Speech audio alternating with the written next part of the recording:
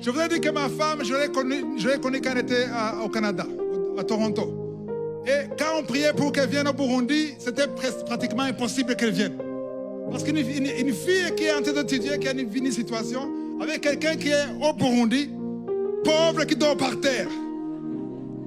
Et la nuit, j'ai eu un ange qui est venu me dire, est-ce que tu crois qu'elle peut tout abandonner, venir ici, vivre avec toi? La nuit, j'ai dit à l'ange comme ça, oui, je le crois. Et l'ange m'a dit, regarde-moi dans les yeux et répète ça. J'ai dit, je crois que tout est possible à Dieu.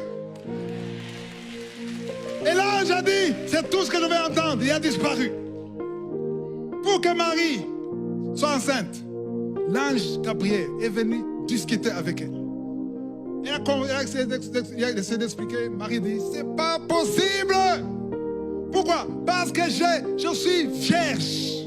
Je n'ai pas connu un homme. Il a dit, ta cousine, ta parente, elle est déjà enceinte de 6 mois. Elle était vieille, déjà dépassé le niveau de ménopause. Il a cru. Amen. Donc toi aussi, pour voir ton miracle, il faut d'abord croire. Alléluia. Quand tu veux faire un miracle, souvent, il veut le faire dans le secret. Alléluia. Ce que vous voyez ici, c'est ouvertement. Mais il y a des choses qui se sont faites dans le secret. Amen. Il y a des années, c'était dans le secret. Alléluia. En 2013, je suis allé en Europe, en France, en Belgique, en Hollande. Tu connais? Je frappais les portes pour les petites églises de 20 personnes. Ils disaient non, on ne le connaît pas. Il ne vaut rien. Et 3 ans après, est-ce que vous pouvez nous demander de venir? Pourquoi? Parce que c'était ouvertement. Mais il y a des choses qui se font dans le secret. Parce que vous tous qui êtes ici. Amen. Je crois que vous tous, chacun ici, est né d'un homme et d'une femme. Oui ou non? Même si tu ne connais pas ton père, tu es né d'un homme et d'une femme. Alléluia. Le jour où tu es né, c'était peut-être à l'hôpital. Ici, c'est toujours à l'hôpital. En Afrique, c'est à la maison. Alors, le jour où tu es né, amen, il y a le jour où tu es né, et il y a le jour où il y a eu la conception. Ça peut être le jour, la nuit, mais il y a un jour.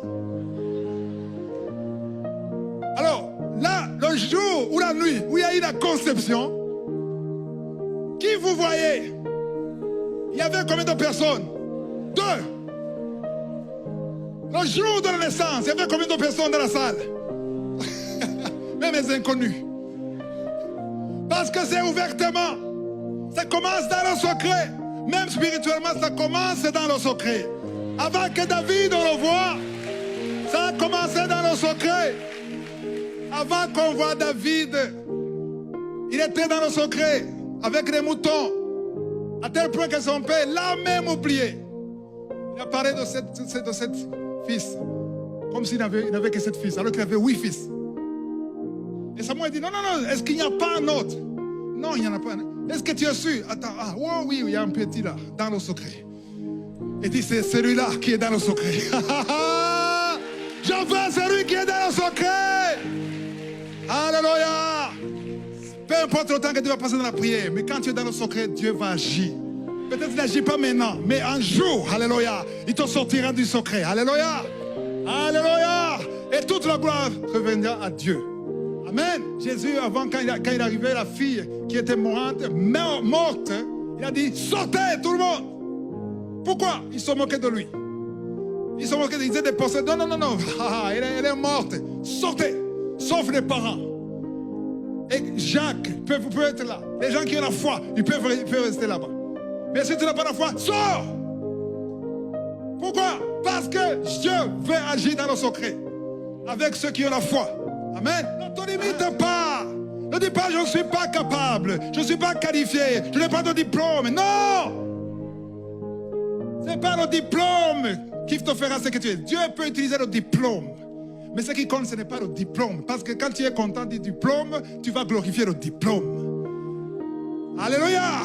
Mais quand tu sais que Dieu a utilisé le diplôme, tu mets de côté le diplôme et tu donnes gloire à Dieu. J'ai eu un bon mari parce que je suis belle. Donc tu vas adorer ta beauté. Il ne faut pas adorer ta beauté. Adore celui qui donne la bénédiction. N'adore pas la bénédiction. Alléluia. Alors c'est important de comprendre que c'était dans le secret. Il fallait fermer parce que les voisins allaient dire cette femme est malade. Elle est en train de prendre des vases vides, espérant voir que ce soit rempli. Ça n'a pas de sens. Les gens du monde ne comprennent pas ce que nous faisons. Si on vous demande, vous venez d'où? Je viens d'écouter quelqu'un qui prêche l'évangile. C'est la folie, c'est dans le monde. Alléluia.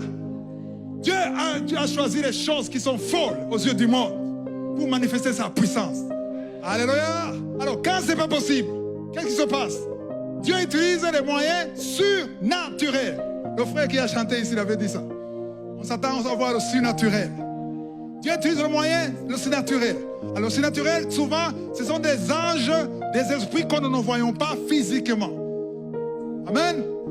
L'ange intervient quand tu as la foi. Pour que l'ange intervienne, il faut d'abord avoir la foi. Et à croire que c'est possible. Alléluia. Amen. Il faut rendre grâce en toutes choses. Même dans les petites choses. Alléluia. Moi, je n'ai pas de chance. Mon mari, c'est un ivogne. Au moins, tu l'as. Il faut remercier le Seigneur parce que tu as ton mari. Parce que Dieu peut le transformer. Si l'arabe qui était une prostituée a été transformée, pourquoi est-ce que ton mari ne peut pas être transformé? Amen. Mon frigo est vide, mais tu as un frigo. Mon porte-monnaie est vide, mais tu l'as déjà. Oh, sauf matelas, mais au moins tu as un matelas. Même les faibles choses, il faut remercier le Seigneur. Alléluia. On continue aussi longtemps que l'ange voit qu'il y a de l'espace. Alléluia. Il y a des choses que Dieu ne fait pas dans ta vie parce qu'il n'y a pas d'espace. Alléluia. Alléluia. Ouvre la porte. Ouvre la porte. Grandis. Il faut agrandir ta tente. Alléluia. Chaque fois que tu as grandi, Dieu intervient. Alléluia. Lui ne pouvait pas s'arrêter. Lui s'arrête quand toi aussi tu t'arrêtes. Quand tu bloques dans ta tête, quand tu bloques dans ta foi, ça s'arrête. Alléluia. Amen. Peu importe qu'on t'a révisé le boulot plusieurs fois, mais il ne faut pas t'arrêter. Il faut dire, ça n'a pas marché aujourd'hui, mais je sais qu'au ciel, il y a un Dieu qui est capable. Ça ne va marcher aujourd'hui, mais ça marchera un jour. Parce qu'il ne changeait pas. Abraham, la parole de Dieu dit, Abraham était vieux. Il ne pouvait pas avoir un enfant. 99 ans. Il y a quelqu'un qui a 99 ans ici. 85. Waouh. Donc vous êtes toujours tous plus jeunes qu'Abraham. Amen. Est-ce qu'il y a une femme qui a 89 ans ici? Sarah avait 89 ans. Et l'ange a dit à Abraham, l'année prochaine, à la même heure, tu auras quoi? Un enfant. L'ange parle à un homme qui a combien? Combien? Waouh. Il était vieux. 99 ans. Tu auras un enfant l'année prochaine. La maman, on ne peut pas dire qu'elle était ménopausée. Elle est super ménopausée. Parce que elle-même, elle a ri comme vous. Elle commence à discuter avec Dieu. Non, je n'ai pas ri. Si, tu as ri. Parce que pourquoi elle a ri? Elle a expliqué pourquoi elle a ri. Elle a dit, je n'ai plus de désir. Et mon Seigneur, son mari, mon Seigneur, c'est cadavéré. C'est pas possible. Alléluia. Mais si vous lisez aussi dans Romains, la parole de Dieu dit qu'Abraham, alléluia, n'a pas considéré son corps. Il n'a pas douté, il n'a pas été incrédule. Il s'est dit, cette parole, je me dis qu'est-ce qu'il s'est dit comme ça. Cette parole qui a créé un homme de la poussière. Cette parole qui a pris une femme. De quoi? La côte. C'est pour ça que je dis aux femmes qui me disent, tu sais, je ne peux pas concevoir parce que je n'ai pas de trompe. Ève, il n'y avait pas de trompe. Il n'y avait pas de trompe. Mais Dieu a tiré Ève d'une côte. C'est pour ça qu'on a un témoignage dans Kangoka d'une femme qui n'avait pas de trompe. Après 24 ans de stérilité, elle a conçu parce que la parole qui ressuscite les morts. Ah, il y a la parole qui ressuscite les morts. Quand tu commences à raisonner Dieu, Dieu te regarde. Il me dit, s'il savait, ou si elle savait, que c'est amené d'autres sauts, je continuerai à envoyer mon ange. Alléluia. Ne t'arrête pas. On t'a refusé. On te dit pas, on te dit, tu as vieilli, tu ne peux pas avoir un mari. Ça, ce sont les hommes. C'est la parole des hommes. À toi de décider si tu vas écouter la parole des hommes ou la parole qui a ressuscité Lazare après 4 jours. Amen. La parole ne change pas. Alléluia. Donc la femme a demandé à son fils, Amen encore, maman, c'est fini. On a demandé si on savait, si on avait su qu'avant, la parole lui avait dit d'aller où? Prédit que te rendre au Kérite. Et Dieu a dit, j'ai ordonné à cette place, j'y ai ordonné un corbeau de te nourrir là. C'est moi que j'ai appelé le là de Dieu.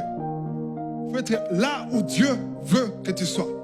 Il est allé là où Dieu veut qu'il doit être. Et c'était la période sécheresse. C'était la sécheresse. Il n'y avait pas de pluie. Amen. Mais il fallait avoir le pain et la viande. J'aime dire que Dieu lui a donné le pain viande. Et quand il a donné ça, il a ordonné quoi? Un corbeau qui aime la viande. Est-ce que vous voyez comment Dieu fait les choses? Les choses impossibles. Il a préféré un corbeau qui aime la viande. Parfois, je m'imagine ce corbeau, tout ce vol, avec une viande. Pour qui? Élie. Il arrive. Et la viande est là. Et le pain. Et il y avait l'eau du torrent. Le matin. Et quand il a faim, le soir, il revient pendant un certain moment. Mais en certain moment, le torrent fut à sec. Et le corbeau ne venait plus. Alors, la parole. Alléluia. C'est important de comprendre que chaque fois que la porte A se ferme, alors la parole, il y a la porte B. Alléluia. On peut te virer. Et il ne faut pas accuser Dieu. Il ne faut pas te lamenter. Si tu ne t'accuses pas du tout. Mais c'est Dieu. Peut-être que Dieu a fermé cette porte pour ouvrir une autre porte. Il y a des portes dans lesquelles je suis entré parce que Dieu a fermé d'autres portes. Mais il faut comprendre ça. Alors, il y a encore des situations impossibles. J'ai ordonné quoi? Une femme riche, veuve. Une femme veuve de te nourrir. Pourquoi Dieu choisit toujours les situations difficiles? Pour montrer sa puissance. Alléluia. Une veuve de te nourrir. Continue. Avec cela, un petit gâteau. Hein? Un petit gâteau. Et apporte-le-moi. Si c'était une femme canadienne, qu'est-ce qu'elle aurait dit? Tu appelles 911. Un criminel qui veut me tuer. Et ben, c'est elle. Il dit, moi d'abord je mange. Et toi tu vas manger après. Vous comprenez ça? Ça n'a pas de sens. Donc continue. Qu'est-ce qui s'est passé? Maintenant c'est la parole. Oublions le bon sens, oublions la galanterie. Maintenant c'est l'éternel. La farine qui est dans le pot manquera. Alléluia. Continue. La farine qui est dans le pot ne manquera pas. Ne manquera pas. Et l'huile qui est dans la cruche ne diminuera pas jusqu'au jour où l'Éternel fera tomber de la pluie sur le pays. Waouh! Mais à condition, quelle condition? Qui mange d'abord. Ouais. Donc la condition, pourquoi Dieu a fait ça? Parce qu'il faut l'obéissance. La femme a été sauvée parce qu'elle a obéi. C'était toi. Tu dirais quoi à l'homme de Dieu? Avec tout le respect que je te dois. Mon fils compte plus que toi. Elle a dit, elle a compris. En fait, cette femme a eu la révélation. Elle a compris que ce qu'il dit, donc la parole de son Dieu, qui sort à travers sa bouche, je ne manquerai pas de farine et d'huile jusqu'à ce qu'il pleuve encore. Alléluia! Alléluia! Pendant longtemps.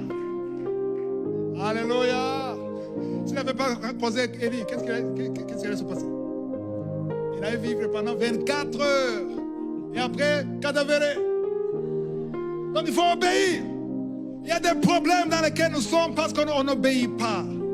Parce qu'on se lamente du matin au soir. Le matin, un autre jour. Oh non. Ce boulot. Je suis fatigué de ce boulot. Pourquoi? Avec son salaire. Non, c'est pas possible. Je suis au Canada et je vis comme ça. Non, c'est pas possible. C'est ça qui te bloque. Commence à remercier Dieu pour les petites choses. Quand Jésus a multiplié, il y avait quoi? Il y avait 2 poissons et 5 pains. On lui a dit, elle dit non, non, Seigneur Jésus, c'est pas possible. Il y a plus de 5000 personnes. Il dit, non, non, amène ça, amène ça. Avant de faire le miracle, qu'est-ce qu'il a fait? Il rendit grâce. Il a d'abord rendu grâce. Il a remercié Dieu pour les 2 poissons et les 5 pains. Donc il faut qu'il y ait quelque chose que Dieu multiplie. Quand il y a un petit boulot qui n'est pas conforme à ton niveau, fais-le, travaille. Amen. Quand il y a son petit boulot, remercie Dieu. Si ton enfant n'est pas comme tu aimerais qu'il soit, remercie Dieu pour cet enfant. Remercie Dieu pour ta femme. Remercie Dieu pour ton mari. Alléluia. Remercie Dieu pour ce que tu as. C'est pas beau, mais Dieu peut multiplier. C'est un Dieu qui ressuscite les morts. Ce n'est pas seulement les hommes qui ressuscitent. Il ressuscite les situations. Il ressuscite les mariages. Il restaure les mariages. Les mariages qui sont séparés. Le Seigneur peut les restaurer. À travers la prière que nous allons prier, des mariages qui vont être restaurés au nom de Jésus. Alléluia. Est-ce qu'il y a quelqu'un qui attend quelque chose? Il y a quelqu'un qui attend quelque chose de Dieu? Amen. Yeshua.